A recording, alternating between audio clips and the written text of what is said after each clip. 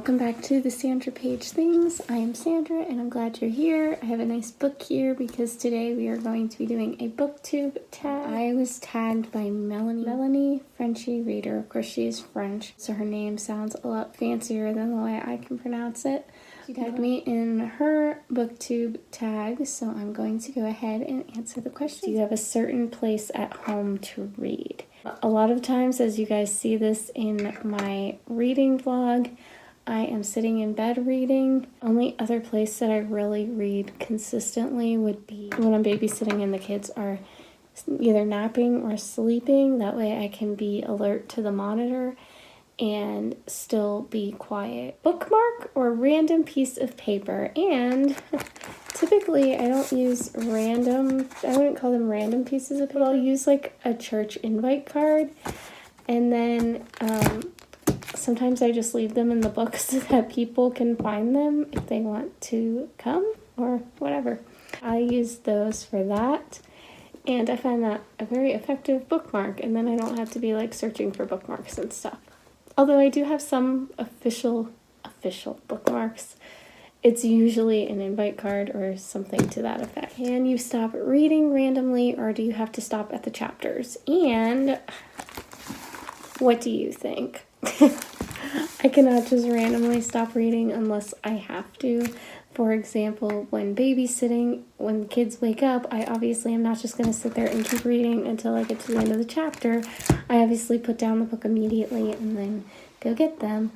So in those cases, I have to stop randomly. But I try to finish off a chapter. Eat or drink while reading? Not usually. I usually get way too distracted. When I am reading, I really need to be like in the reading zone, which is why I struggle to read outside. I don't do well trying to eat or drink while reading. I have to be focused. I can't read when people are trying to talk to me. That is one of my pet peeves. Multitasking, music or TV reading? No. I can't do that, sorry. One book at a time or several at once. Have you seen my TBR? I definitely have the tendency to read several at once. For example, I'm reading this one. I'm reading Awaken the Giant Within. I'm reading Heidi. I'm reading Honor's Reward. I'm reading Holiness. I'm reading From the Grave. I'm reading Preparing for Easter. I'm reading 40 Days for Life Devotional. And two books I'm going to start reading even before I finish some of those is The Explicit Gospel and The Brothers Karamazov. So I read a lot of books at once. Read at home or read anywhere. And like I said earlier, it's mostly at home.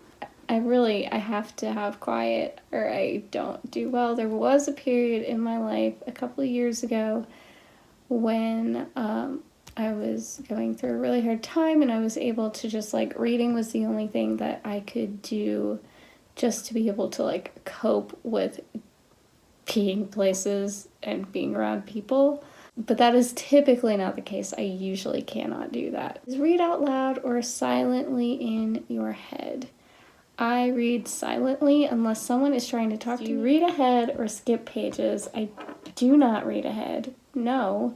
I don't want to know what happens until it actually happens. Only skip pages if I am bored to tears. Like, for example, in 1984, I skipped a couple pages of the Goldstein book because it was so boring and I hated it. So I was like, forget this. And I just went back to, and I just like skipped ahead to where the story continued. I typically try to avoid skipping pages, but that one I had to, because I was not enjoying myself at all, and I wasn't even really reading it. I was just like trying to skim through it and get through it, and it was pointless. Breaking the spine or keeping it like new.